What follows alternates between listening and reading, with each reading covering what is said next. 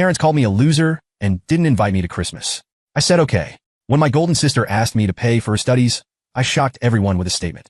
Okay, so for as long as I can remember, I've been the one who keeps things together in my family. Not emotionally, not socially, financially.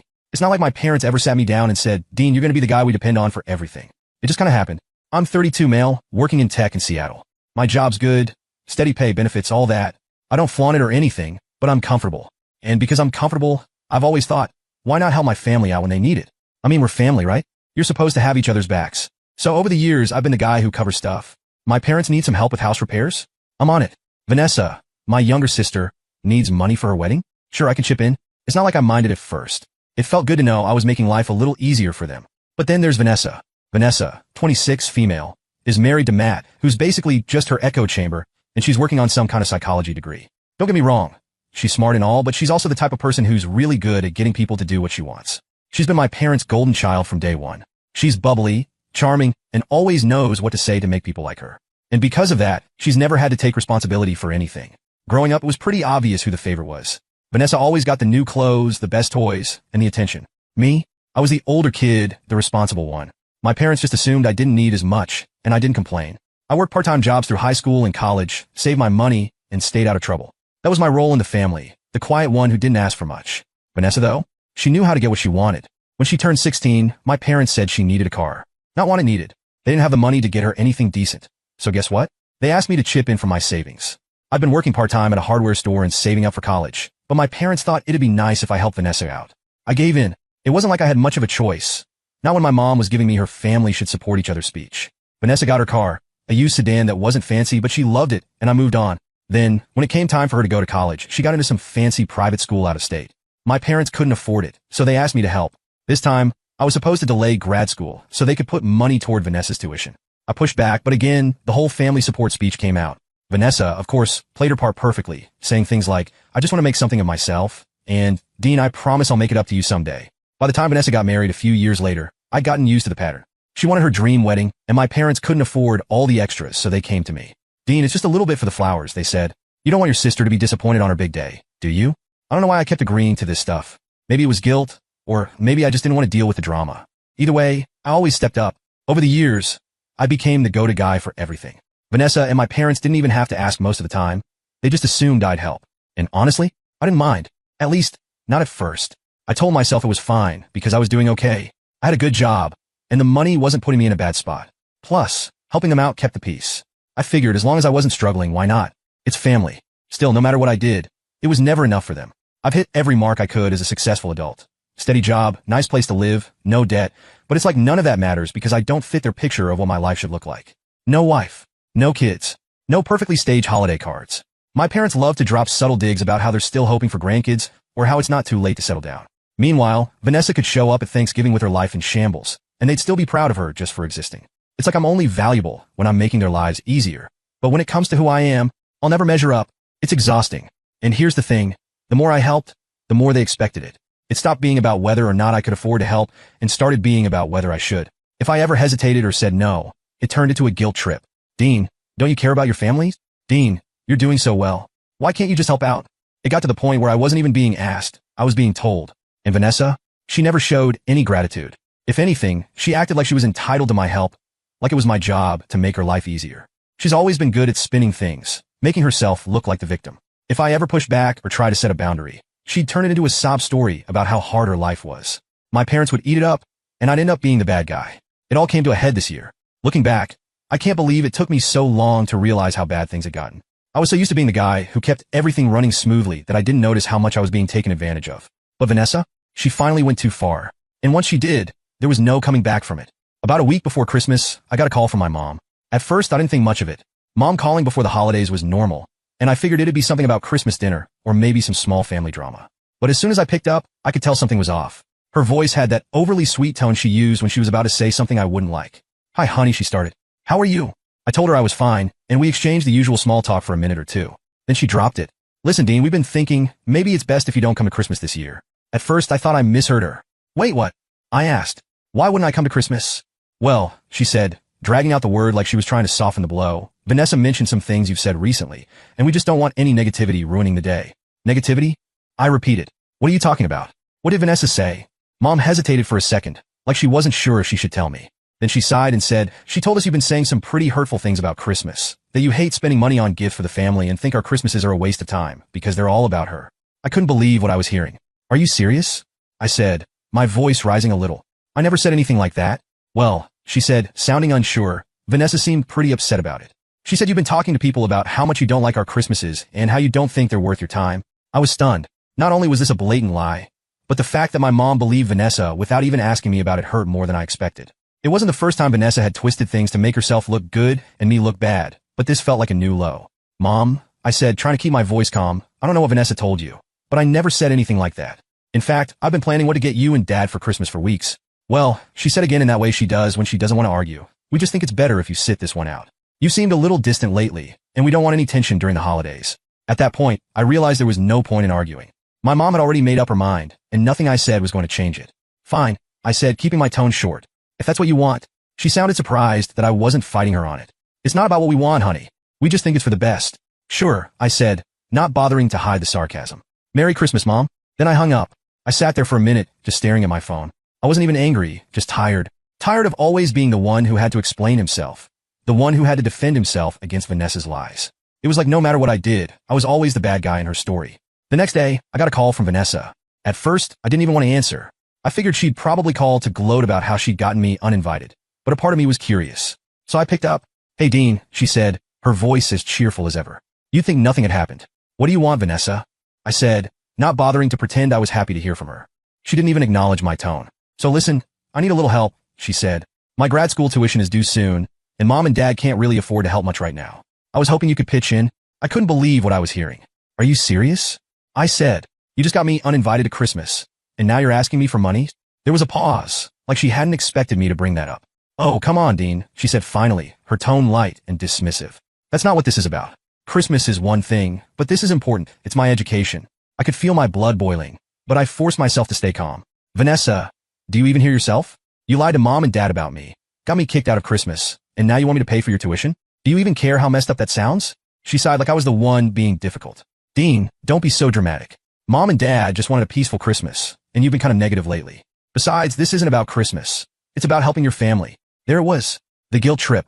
Vanessa had perfected it over the years. Whenever she wanted something, she'd play the family card like it was my job to fix all her problems just because we shared DNA. "I'll think about it," I said, cutting her off before she could go any further. She seemed satisfied with that. "Great. Thanks, Dean. I knew I could count on you."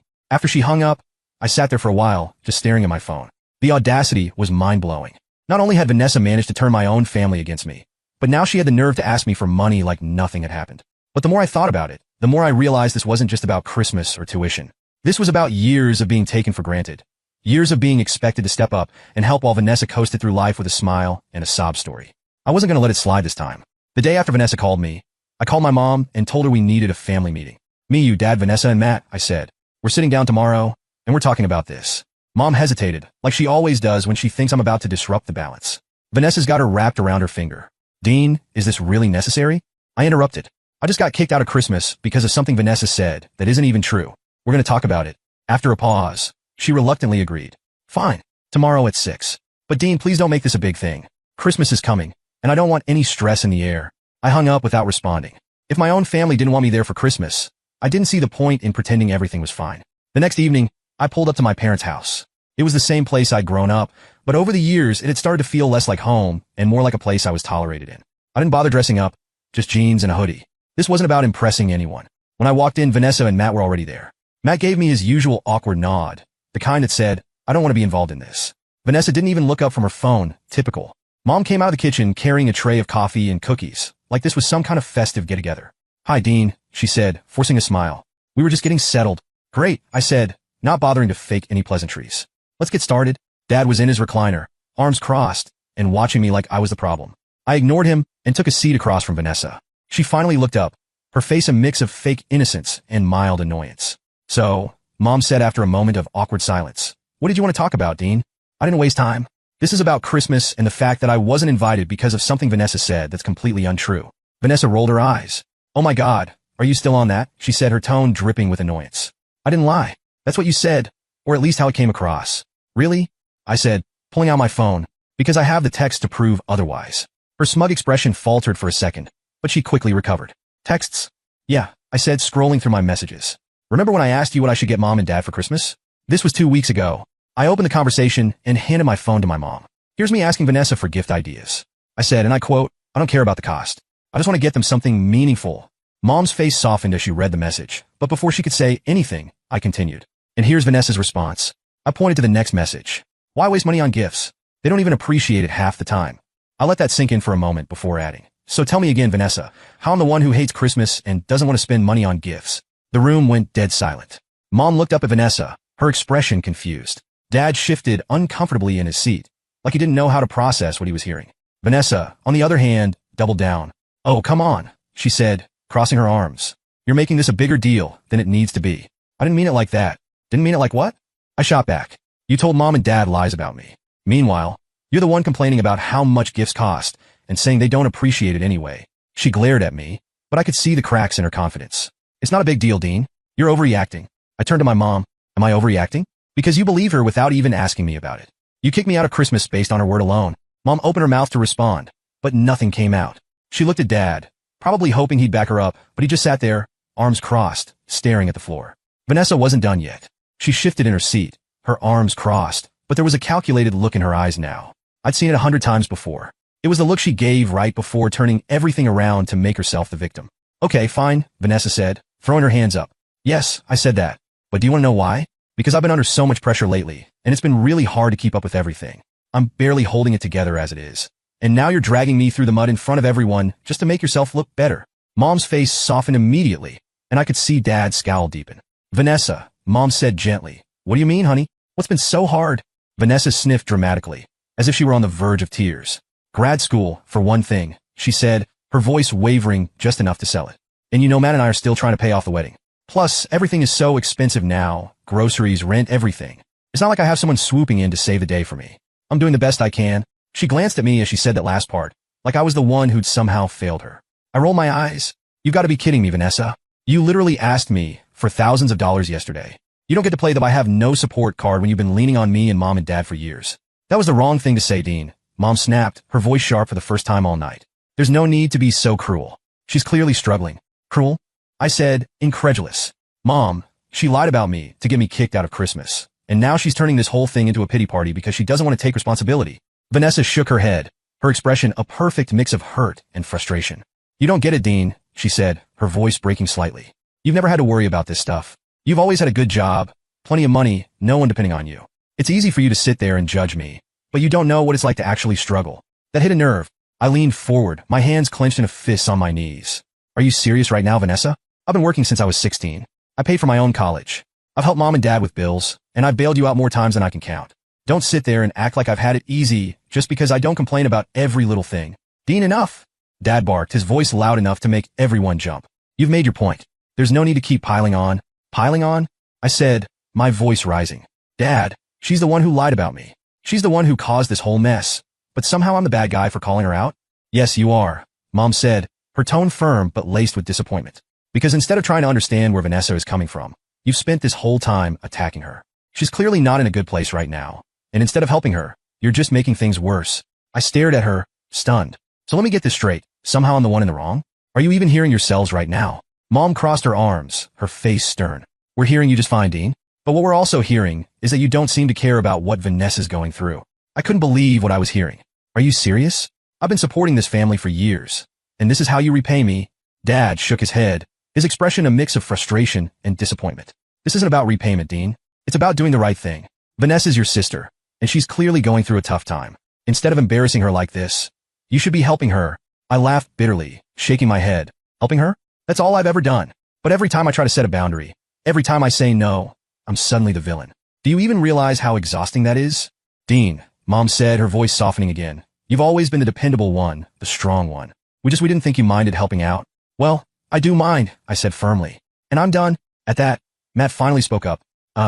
Maybe we should all just calm down, he said quietly, like he didn't want to upset anyone. No, I said firmly, cutting him off. We're not calming down. This is the problem. Every time I try to stand up for myself, I'm told to calm down or let it go. Meanwhile, Vanessa gets to lie, manipulate, and take whatever she wants without any consequences. Mom tried to step in, her voice wavering. Dean, we didn't mean to make you feel this way. We just wanted to keep the peace. By throwing me under the bus? I interrupted. That's not keeping the peace. That's choosing sides, and it's pretty obvious whose side you're always on. Vanessa looked like she was about to say something, but I didn't give her the chance. Here's what's going to happen, I said, keeping my voice steady. If you really think I should pay for Vanessa's tuition, disregarding her disrespect and lies all these years, fine. I'll do it. But just so you know, the moment I make the payment, I'm done. No more money. No more favors. No more holidays. I'm out. Call it a last favor if you want. And this time I mean it, it's the last one. The room was so quiet you could have heard a pin drop. Vanessa's mouth fell open in shock. Mom looked like she was about to cry. Dad just stared at me, his face unreadable. You can either keep treating me like the family ATM, I continued, or you can start treating me like a person. But if you choose the first option, don't expect me to stick around. Without waiting for a response, I stood up, grabbed my jacket, and headed for the door. Let me know what you decide, I said over my shoulder. And with that, I left. After I walked out of that meeting, I didn't hear from anyone the rest of the night. No calls, no texts, just silence. Honestly, I wasn't surprised. That's how it always went when I tried to stand up for myself. They'd let things sit for a bit, hoping I'd either cave or come crawling back to make peace. But not this time. At first, I thought maybe they were finally taking me seriously. Maybe Mom and Dad realized how messed up this whole situation was. They'll come back to apologize and try to make it up. The next morning, I woke up feeling strangely calm, like a weight had been lifted off my shoulders. For once, I'd said exactly what needed to be said, and I didn't hold back. No more sugarcoating. No more trying to spare their feelings while mine got stomped on. It felt good. I knew they wouldn't let this go quietly, especially Vanessa. She hated losing control over any situation, and I completely turned the tables on her at that meeting. I figured it was only a matter of time before someone reached out to try and fix things, or guilt me into backing down. Sure enough, late that evening, my phone buzzed. It was a message from Mom. Dean, can we talk before Christmas, please? It's important. I stared at the screen for a minute, debating whether to respond. Part of me wanted to ignore it, but I also knew avoiding the conversation wouldn't fix anything. So I called her back. Hi, Mom, I said, keeping my voice as neutral as possible. What's going on? Hi, honey, she replied, sounding almost nervous. I wanted to make sure you're okay. This has been a really difficult time for everyone, and I just feel like we've all been hurt by what happened. Hurt. That was rich, considering I'd been the one lied about, excluded, and then guilt into paying Vanessa's tuition. But I held my tongue. I'm fine, I said shortly. Is that all? Well, she continued hesitantly. I was hoping we could all put this behind us. It's Christmas, after all. Don't you think we should focus on moving forward instead of dwelling on what happened? There was the classic let's sweep this under the rug approach. I'd seen it too many times before. Mom, I said, my tone firm but not angry. This isn't about dwelling on the past. It's about setting boundaries. And you never do that with Vanessa. I made my decision, and I'm sticking to it. I'm not going to keep being the person everyone leans on without any respect or consideration in return. She sighed heavily, and for a moment, I thought she might start crying. Dean, I understand that you're upset. I'm not upset, I interrupted. I'm just done. There's a difference. There was a long pause before she spoke again. When she did, her tone had shifted. It was softer, more resigned. If that's really how you feel, then we've talked about it, and we'll respect your decision. I blinked, caught slightly off guard. You will? Yes, she said, though there was a strain in her voice. We don't want to lose you, Dean. If helping Vanessa with her tuition is your way of stepping back, we'll accept that. But it's just hard. You've always been such a big part of this family. I almost laughed at the irony. A big part? I repeated. You mean the part that pays for everything while getting nothing in return? That's not fair, she said quickly, her voice breaking a little. We've always appreciated everything you've done for us. Maybe we just didn't say it enough. No, you didn't, I said bluntly. And that's the problem. It's not about the money, Mom. It's about the fact that you all took me for granted. Vanessa lied about me. And instead of giving me the benefit of the doubt, you believed her without question. Do you have any idea how that felt? She didn't respond right away. When she finally spoke, her voice was barely above a whisper. I'm sorry, Dean. I didn't realize how much we hurt you. I let out a slow breath, trying to keep my emotions in check. I appreciate that, Mom, but an apology doesn't change what's been happening for years. I'm not going to keep putting myself in a position where I'm disrespected and used. That's why I'm stepping back. There was another long silence, and I could almost picture her sitting at the kitchen table, trying to find the right words. I just wish things could go back to the way they used to be, she said finally. I shook my head, even though she couldn't see me. So do I, but that's not going to happen unless things change. And honestly, I don't think Vanessa's capable of changing. She's been this way her whole life because you and Dad let her get away with it. That's not fair, she said again, though her tone was weaker this time. We've tried to do what's best for both of you. No, you've done what's best for Vanessa, I corrected. And I let it happen because I didn't want to rock the boat. But I'm done doing that. For a moment, I thought she might argue again, but instead, she let out a shaky sigh. Okay, Dean, if this is really what you want, we'll respect your decision. Good, I said simply. I'm sending the payment to Vanessa's school.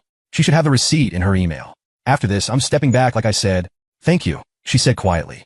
I know it doesn't seem like it, but we do appreciate what you've done. I hope you won't cut us out completely. I'm not cutting anyone out, I said, though I wasn't sure if that was entirely true. I'm just setting boundaries. If you can respect that, we'll be fine. She didn't respond right away, but eventually, she said, okay. Merry Christmas, Dean. Merry Christmas, Mom. I replied before hanging up. After the call, I wired the money to Vanessa's school and sent her the receipt. Short and to the point. No explanations. No pleasantries. Just the facts. It felt strange, almost surreal, to finally put that boundary in place. For years, I've been bending over backward for my family, thinking it was my duty to keep everyone happy. But now, for the first time, I'd stood my ground, and they actually listened. A part of me wanted them to do something for my sake, to stand up once for me against Vanessa, but they didn't even try. They were fine with letting me go as long as I paid her fees. I wasn't naive enough to think it would be the end of it. Vanessa wasn't the type to let go of her safety net without a fight, and I knew my parents would struggle with the new dynamic. But for the first time in years, I felt like I had control over my own life. The rest of the day, I went about my business, finishing up some work and making plans with friends for Christmas Eve. That night, as I sat on my couch with a cup of coffee, I thought about what Mom had said earlier. It's sad to see the family fall apart. Maybe she was right in a way, but it wasn't my fault. The cracks had been there for years, and I'd just been the one trying to hold everything together. Now, I wasn't holding anything. I was letting it go. Christmas came and went, and for the first time in years, it was quiet. No frantic phone calls about last-minute gifts. No guilt-laden texts about how I wasn't doing enough for the family. And best of all, no Vanessa drama. It felt strange at first, like I'd suddenly stepped out of a role I'd been playing my whole life. But it also felt peaceful. I spent Christmas Eve with a few friends, just a small get-together with some good food and laughs. It wasn't extravagant, but it was nice to be around people who actually appreciated my presence without expecting anything from me. On Christmas Day, I stayed home, slept in, and treated myself to a lazy morning. No rushing around. No awkward family interactions. Just me, doing whatever I wanted. Then I started to realize just how much space my family had been taking up in my life. I don't just mean physically or financially, I mean mentally. I'd spent years juggling their expectations, their problems, and their constant need for me to step up. Without all of that hanging over me, I suddenly had time and energy for myself. But while I was moving on and enjoying the space I created, it was clear my family wasn't handling it as well. The first sign came the day after Christmas, when my mom called. I almost didn't pick up, but eventually I did. Hi, Dean, she said, her voice a little too cheerful. How was your Christmas? It was good, I replied simply. How was yours? There was a pause, and then she said, it was nice. Quiet though. We missed you. I didn't bite. I'm sure it was fine, I said. Is there something you needed? Well, she said, dragging out the word like she was trying to ease into the real reason for her call. I just wanted to check in and see how you're feeling. I know things have been a little tense lately. I resisted the urge to roll my eyes. I'm fine, Mom. Is there something specific you wanted to talk about? Because otherwise, we're done. She hesitated again, then sighed. I guess I just miss you. The house felt so empty this year without you here. There was the guilt trip, but this time, it didn't hit me the way it used to. I'm sorry you feel that way, I said calmly. But I think it's good for us to have some space right now. It's been a long time coming. She didn't argue, which surprised me. Instead, she said, well, I hope you'll come around eventually. You know we need you in our lives. You've been so helpful. Thanks, I said, keeping my tone polite but firm. I appreciate that. I just hoped you'd appreciated my help. Then we ended the call on a cordial note, but it was clear she wasn't ready to fully accept the new dynamic. Then came Vanessa. She didn't call or text right away, which was surprising. I figured she'd be the first to reach out, either to try and guilt me into helping her with something else or to spin the situation in her favor. But when her email finally came through, it wasn't what I expected. It was long, way too long, honestly, and full of flowery language about how sorry she was for the misunderstanding. She talked about how much she appreciated everything I'd done for her over the years, and how she hoped we could move past this and rebuild our bond. At first, I didn't know how to respond. Part of me wanted to call her out for the obvious manipulation. The other part of me just wanted to ignore it altogether. In the end, I decided not to respond at all. It wasn't about holding a grudge. It was about protecting myself. That email was just another attempt to keep me on the hook, and I wasn't falling for it. Mom and Dad are now sending me random texts, asking about things they'd never cared about before, how my job was going, if I needed anything, stuff like that. It was obvious they were feeling the gap I'd left. They'd gotten so used to me being the one who fixed everything, and now that I wasn't there, they didn't know what to do. Vanessa, especially, seemed to be struggling. A mutual friend told me she's complaining about how she's going to be struggling without leaning on me. Hearing that didn't make me feel good, exactly, but it did reinforce that I'd made the right decision. For years, I'd been the one propping up my family, and they'd never appreciated it. Now, they're finally realizing what it meant to not have me around. As for me, life feels lighter. I'm not constantly checking my phone, dreading the next request or demand. I'm living for myself instead of for everyone else. Do I miss them? Not in the way you'd think. I don't miss the chaos, or the drama, or the constant pressure to be the responsible one. What I miss is the idea of having a family that genuinely supports and respects each other. But I've come to accept that the family I have isn't capable of that, and that's okay. Setting boundaries wasn't easy, and there were moments when I doubted myself. But looking back, I know it was the right thing to do. I'm no longer the family ATM, the scapegoat, or the problem solver. I'm just Dean, and that feels like enough.